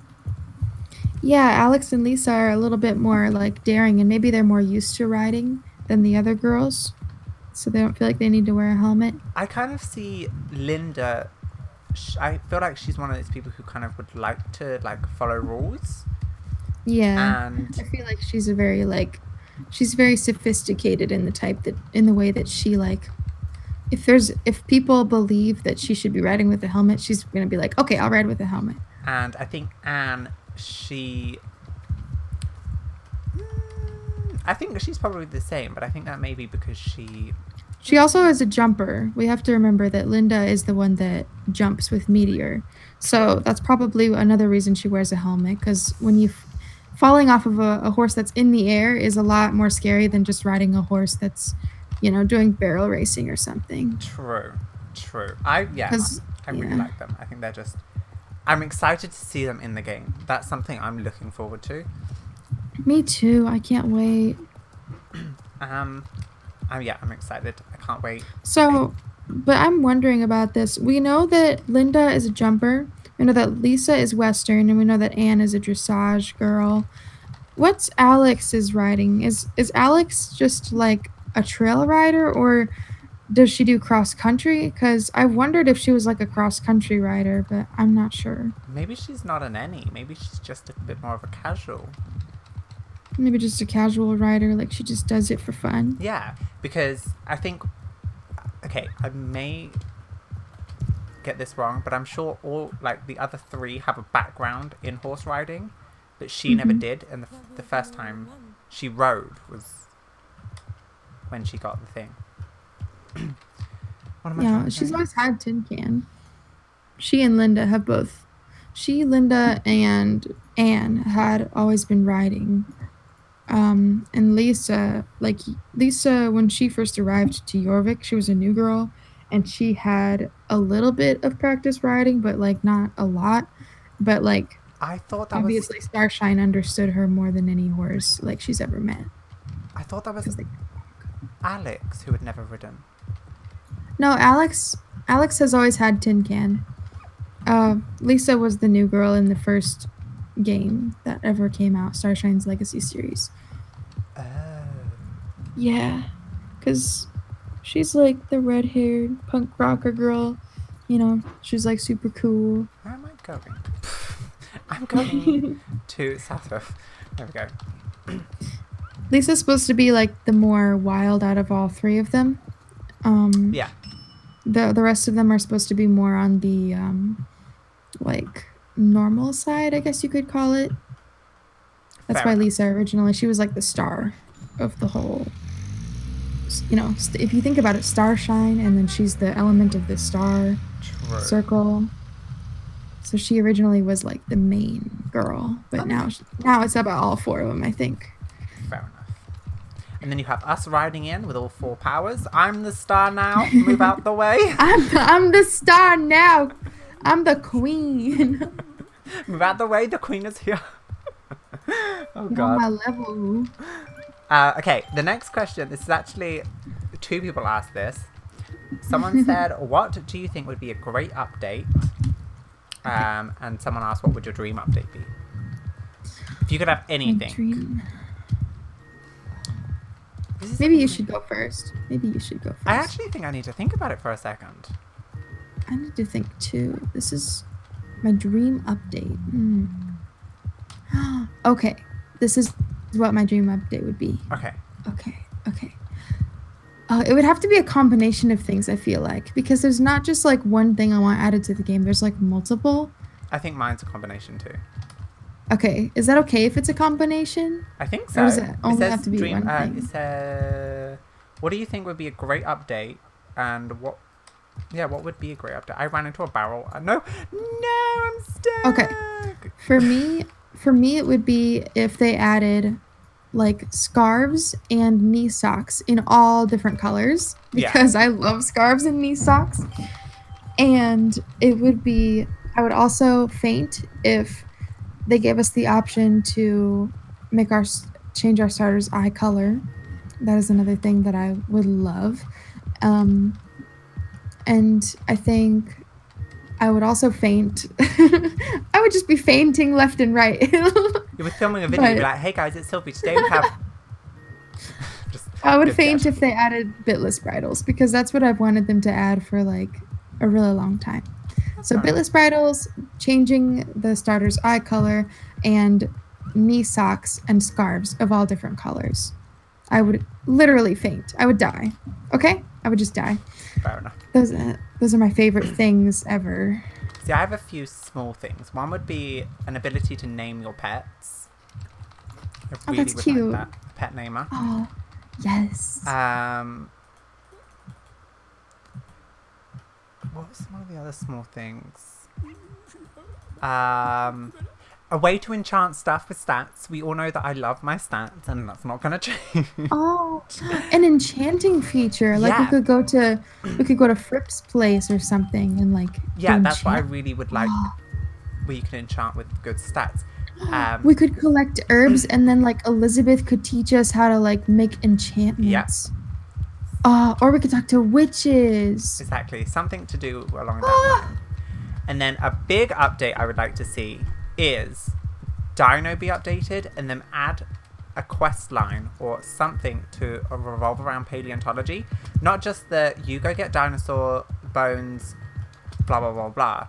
Actually something where you kind of dive into the research and the excavation of bones, and a bit more than just going and digging up it with a pickaxe. Like something to dive into that. I would also, going along with that, the dinosaur be updated.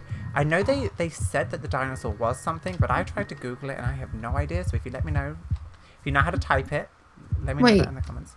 The dinosaur is something? What do you mean? It's based after a real dinosaur.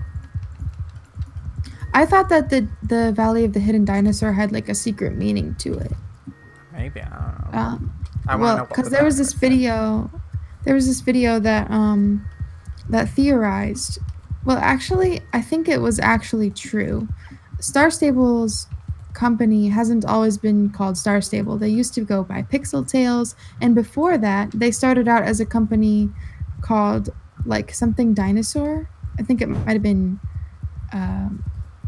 I don't know. I don't remember. It might have been Hidden Dinosaur, but I don't know.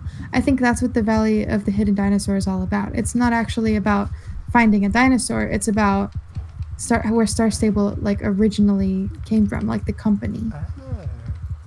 Which is kind of a cute story if you think about it. But I agree with you. I would absolutely love to see more lore about the dinosaur in that place. Yeah. Like, how did it get there? Why is it so big? That is my question. And why is there only one? Why is it above? Yeah, and why is it above the ground? Exactly. These are things I want to know. Why is it not buried? I would love if they added it in an encyclopedia. So I have a thing. I love encyclopedias, and I would like there to be just a quest where you go around and explore the different fauna and flora, and you go around and you study different things, and you know, maybe you could do it a bit like with the dinosaur things, like once you complete a page you can get an outfit which is maybe something to do with science or, you know, anything like that. Oh yeah, or you could like study the runestones. Yeah, I would like some type of research thing, because again, this is just for me. One of the things I love to do is I like to learn about really random topics. And I think as much as I like this game, I would like there to be some type of learning aspect, or even like, and it doesn't have to be like, this is learning, shove it down your throat kind of thing. But I would like a bit more of an educational factor, maybe something to do with breeds of horses and how they're so diverse, or what different types of horses mean, such as what does a heavy horse mean? Why are some horses cold tolerant, like the fjords? Why are some, you know, go into a bit more. They could even talk about like lead changes or types of ways to ride, or like 3-point. Yeah, adding some type of educational aspect, because at the end of the day, yeah, there's a lot of people who do this that play who are horse experts, but the equine world is so big that you're not going to know everything. And for someone like me who is very, very new and still learning, I would like there to be, you know, and especially if it is marketed towards kids, you could educate kids on, or people on, different ways of doing things. So I would like to see that, and also branch out and be like, you know, the paleontologist thing. I don't know. Yeah, the encyclopedia thing where you go around and study different plants and animals, where you, I don't know, you know, they have the mist fox in the Mist Valley. What's it? Mistfall. Mistfall. No, not Mistfall. The thing in Dino. Valley of the Mist? Why can't I not remember? Valley of the Hidden... Wait. You know where the stone... Valley of the Hidden Mist. Valley of the Hidden Mist, that's it. I knew it was Mist something. Where you go there and you kind of have to kind of watch and study the mist foxes and see why they're there. Like, you know, stuff like that. You like figure out what they're doing. I would like to see some things like that, especially because they have the squirrels in Greendale. The seagulls are just randomly flying around. You obviously have the mist foxes. Yeah, the seagulls are like all over by the beaches and stuff. I would like to see something like that implemented.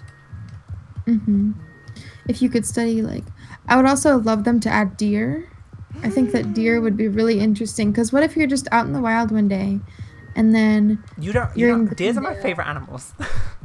Deers are so cute, and they always look so like they look so regal and elegant, and I love them. Yeah, and in a horse game, like, it would be interesting if you could like kind of pretend that so when you go on a trail ride, you and your horse like see a deer and you're like, oh, look, it's a deer, and your horse is like, ooh, I want to chase him, and then maybe you chase the deer around the forest and like you have a little race with it. Who knows, it could be a training adventure. Honestly, I think small things like that would be really, really cool. Oh, I just love small things. Okay, here we go. We have Candice Dawnfire, SSO, asked, what's your guys' favourite breed of all time? Well, you can answer this for me. Oh, my favorite breed. Okay, this one, when you sent me this question, I was not sure how I was going to answer it. But my favorite breed of all time, even though they do not have a dapple gray color, it's probably the North Swedish horse, because North Swedish horses are just so majestic and their markings are so unique, and they also just look so calming, and like you could find them in any environment. and they would be like very. They also have a lot of they're very, what is it, adjustable. They can adjust to like pretty much any environment, and I just think if I had a horse, I would want it to be a North Swedish horse in real life. What's my favorite breed? Shire. I think everybody knows that by this point. That's just like asking me, hey Sylvie, how do I hold my pants up? Belt. Yes, Belt. I love my Shires. I class Jorvik Wilds as Shires because they are technically the same build. Maybe it's just like a subspecies of Shire. That could be a lore. Shires actually went over to the east, got infected with the Pandora energy, turned into Jorvik Wilds. The Shires all like migrated. Yeah, it could be a thing. Yeah, why not? Oh my honestly, goodness, that's the world's best story. That's my new favorite story. Well, you have to also keep in mind that Shires are known for being really good workhorses. What if the Jan Jarl, when he first came to Jorvik, brought a bunch of Shires with him, and then they ran off into the wilderness together, and then they started their own herds and became magic over time. I know. From like the Pandoric energy. Around where I live, obviously the south of the UK, that's where the Shire originated. So we have beautiful. I have a couple of stables like kind of close to me, and they have Shires. Are you gonna get a Shire someday? I've said this, I think in my last chit chat training, where if I ever got a horse, I would want more experience with how to take care of a horse, how to do everything like that. Very smart. And I also think I would want to... I don't think I'd want... You okay? Sorry, go ahead. I think I would rather have a... Like, I would adopt a retired horse and just let it kind of live out its days, just not having to worry about anything, more than me get one that I train and ride and do all that. I would like to... So you want more of like a pasture pet? Yeah, I think I would want probably a retired horse from... That's cute. So you're like willing to set aside your need for like adventure and riding and stuff in order to just give a horse a good home to live out their days. Yeah, that's what I think I would want to do. That's so sweet. Got a horse. So I love that. I love that so much. Yeah. But yeah, that's what I would like to do. Cute. Okay. You could have like an old retired Shire. Honestly, I think it would probably be any type, but I would want just, I said in my last thing, I was like, it sounds a little bit morbid, but yeah, I would just let it live out its rest of its days, just with no care. Would you give it lots of baths and make it look all fancy on your yard? Yeah, of course. Also, you'd have like a beautiful decoration. This is my beautiful, majestic Shire that just kind of chills. Honestly, it would be a dream. I'm going to the Harlem. It would have to be white, right? Maybe. It'd have to be an albino. It'd have to be Frost Hunter. This is Frost Hunter, guys. Honestly, if I ever get Frost Hunter in real life, that's my life goal just done. Aww. I hope that happens. Me too. Like you find like an old albino white Shire who needs a home and you're like, oh, Frost Hunter. One day when I'm rich and I live on a giant farm with my like 50 other animals, then I can. Wolfie in the Wild says, your number one favorite horse can only be one, not a breed, just the horse. Just the horse. Yeah, that was the hard question. Okay, you might have to send me a screenshot of your favorite one so everyone could know. Okay, I will. Oh, this is so hard. I know, I think mine has to be Frost Hunter. Yeah. It might have to be your Frost Hunter, obviously. Although I feel bad because I have Wild Whisper, who's my Black Hanoverian, and I also have Honey Wings, who's my Halflinger. Every time. Okay, I have 3 horses that are like extremely close to my heart when it comes to this game. There's obviously my starter horse, Alute, or Silver Mist, and she's my queen. Okay, I love her so much. And she's my dream horse, like if I ever did get a horse in real life. I would want it to be her, but like a draft version of her. Mm-hmm. And it's either her or I also have this other horse. It's the Dapple Gray Connemara Mistfall, and her nickname is Mistenra.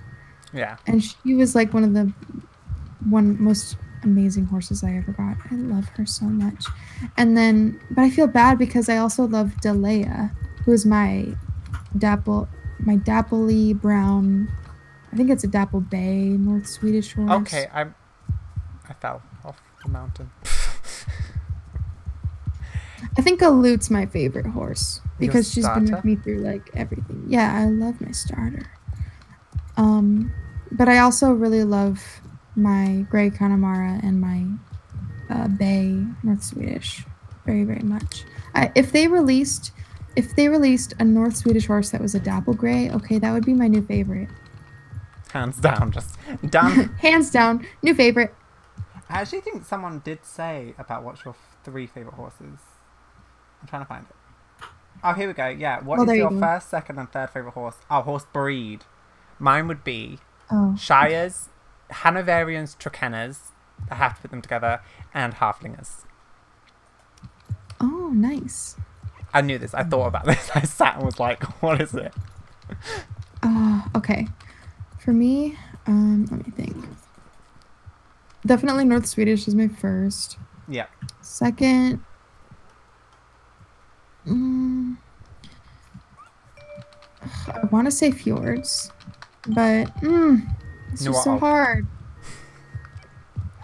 Okay, I think first is North Swedish. Second is, I think Lippizaners. Because when the Lippies came out, I just thought that they were one of the most beautiful breeds I've ever seen. I still think they are now. I still love them. They still are. The Dapple Gray is my favorite. That's the one on mine! No, wait, is it? Yeah, it's the one on mine. Amazing. Okay. Well, tell him he's beautiful. SilverStone, you're beautiful. You're beautiful, SilverStone. I mean, everyone in the comments loves you, so... Yes. Okay, what's your he's third? a queen. Yeah. Okay, third favorite. Oh, God. Probably the Morgans, because I've loved the Morgans ever since I first started playing this game. The Morgans, I bought so many of the Morgans because, and also the one horse that I rode the most when I was a noob was a Morgan. It was a white Morgan, and her name is Decima, or Diamond Eyes. Oh, that's cute.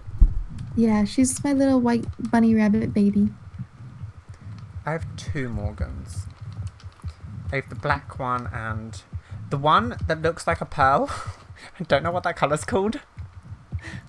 She's like creamy but shiny. She looks like a pearl. Oh, Cremello.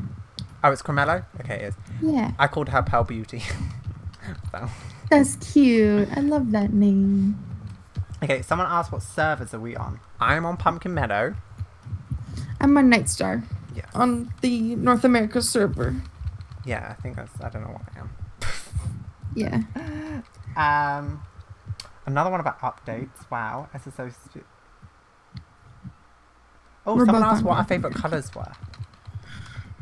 Oh, favorite color. Green. Honestly, we're very similar. Forest Mine's green. like green to blue, and anywhere in between that. I love like the aqua and all turquoise. All that. I love it. Oh, I have an itchy ear. Hey, how is your horse in its wild form? What is going on? Shire, hi! I'm so happy they added an NPC that had a Shire, I'm just saying. Next question is, who is your favourite NPC and why? Oh, it's so hard. You go first. Mine's Evergrey. Because I really like the fact that he was willing to die for his research. And I remember reading through that quest. The way they worded it, it was very like, he was very passionate about it. And I liked that because I think if I was in this world in real life and, you know, a world like Pandoria opened up, I would want to go and spend all my time there researching, looking at, exploring everything. My life wouldn't matter. That would probably be the only thing I would want to do. Oh yeah, that's the same with my boyfriend. If he found out magic was real, he would do the same thing. Honestly, yeah. So yeah, it would be ever great. I really hope they expand on him in the future and they give him a Me lot more, too. because he's someone I think he seeks adventure and exploration and stuff like that. So I really, really like that. Cool. Who's yours? Okay, so I forget her name. Do you remember that druid over in Mistfall? She lives kind of on the edge of Dundle. The one who has a shire. Yeah, she owns a shire. Of course I know her. She owns a shire. What's her name again? I don't know. I'm gonna go see. I But named her Shire Pumpkin because... oh, that's cute. Pumpkin. Okay. Yeah, her. Well, But she talks to animals. she talks to animals. The reason why I love her so much is because I think I relate to her out of all of the druids. Like, I don't really relate to Elizabeth that much because, like, she's so knowledgeable and she's so leader-like and knows so much about herbs and stuff. And that's, like, I don't know anything about herbs or anything like that. And I don't relate to Avalon because Avalon is just, like, really weird. He's so awkward. He doesn't make sense. But like this girl, she just lives in a little cottage out in the forest and she has like a little farm going on. She's got a horse that she loves and it's a draft horse at that. I loved draft horses. Oh yeah, and her name is Cora. Oh, that's it. Cora. Cora. And she has a little bird named Beeper. I know. I love think Beeper. that's so Beeper was Beeper's honestly the best NPC around. He wins. He's the best NPC. Best NPC 2018. The whole game he's just Beeper. The whole game, it's just StarStable, the Legend of Beeper. Honestly, just change the game to revolve around him. I don't think anyone will be mad. Honestly, It's true.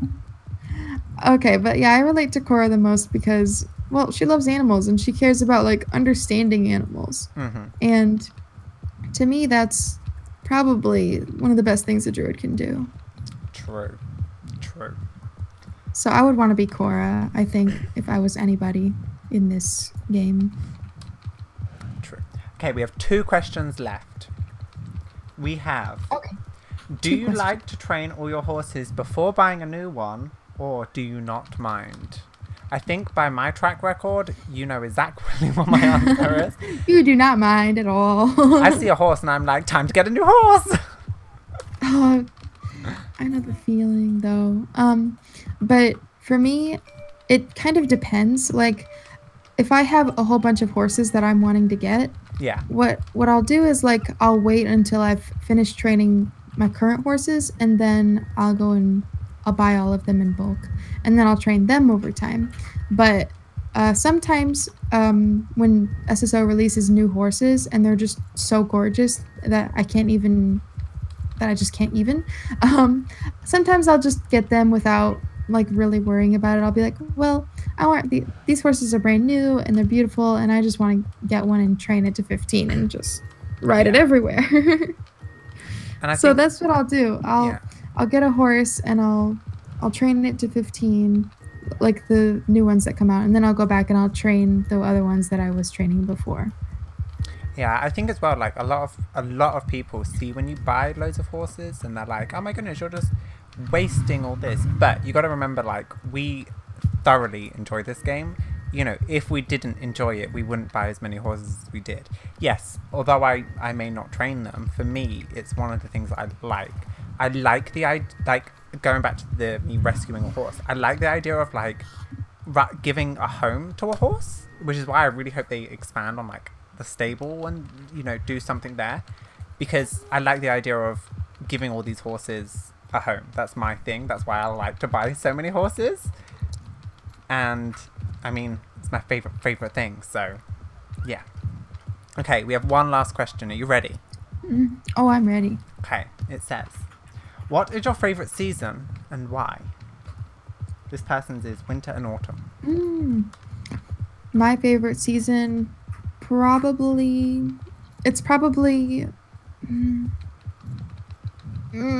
okay, I want to say summer and autumn, Probably, it's like that point right between summer and autumn because where I live, it'll still be like warm out, but it'll be cloudy. It'll start to get cloudier and windy, so it's like really nice.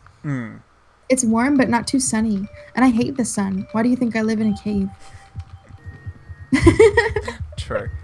I like autumn winter only because, one, I hate insects.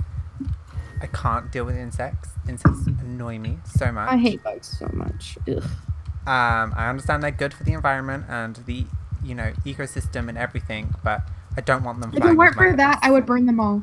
Yeah, like, I understand. But I like this. Oh my goodness, my horse just flew. I like that time of month because I would rather be cold and be able to wrap up warm than be boiling hot and not be able to cool down. Because over here we don't have AC and stuff in houses. It's normally a business thing. So we have like just fans. So it's very, very hard to cool down. I hate that. Oh, I'm so glad I'm not you. I would die without an air conditioner in the summer. Honestly. Plus I have this weird thing. I like waking up when it's cold. I like waking up and it being cold and I totally agree. Yeah, not like freezing cold, like, oh my goodness, I'm gonna freeze. But like it's a little bit chilly. I like that feeling. I hate waking up and like being sweaty from like being hot all night. I like to wake up and like I'm wearing nice warm cozy socks. I'm wearing my favorite sweater. I like to dress and I like to put on my robe and like just be all cozy all day. Doing homework or making StarStable videos. Yeah, I think that's something I like to. I got stuck and I failed a race. Okay, well that's fine. Okay guys, well I guess this is a really, really good place to end it. We only have 2 more races left. I mean, I'm sorry, but I beat you. Do it. You did. Yeah, but you're an expert at training. Honestly, like, yeah, you have like, how many horses do you have trained? I have 111 fully trained horses. See, Sylvie is like the world's best trainer. So yeah. Do not ask me to train your horses because I won't. No, she has enough horses to train. I have enough. Plus, Sylvie's going to be buying all the shires soon. No, I'm not. You already have 2. You can forget about that. You can just forget about it. You already have 2, so that's pretty good. That's your thing. You can buy all the shires. I'm not going to. I can't. I already have all the shires. Well, then... Do you know what? When I first started this game, I was like... I remember when I maxed Frost Hunter, I was like, should I buy another one? Oh, God. I didn't, but I almost thought about it. I can see that happening, you buying 2 Frost Hunters. No, Frost Hunter's special. There can only be 1 Frost Hunter. There can only be one. That's how I feel when I meet somebody else in the game that's named Sylvie. I'm like, there can only be one. So true. Anyway, guys, we're going to end this episode video right here. Thank you guys so much for watching. Thank you, Sylvie, for joining us. Of course, anytime. Like I said, all of her links and stuff will be in the description, so go check her out. And let me know any more questions for any of the other videos that I do in this series. But anyway, thank you guys so much for watching. Definitely make sure you hit that subscribe button to stay up to date with all of our adventures here on the channel. And I will see you guys in my next video. So I will see you guys then.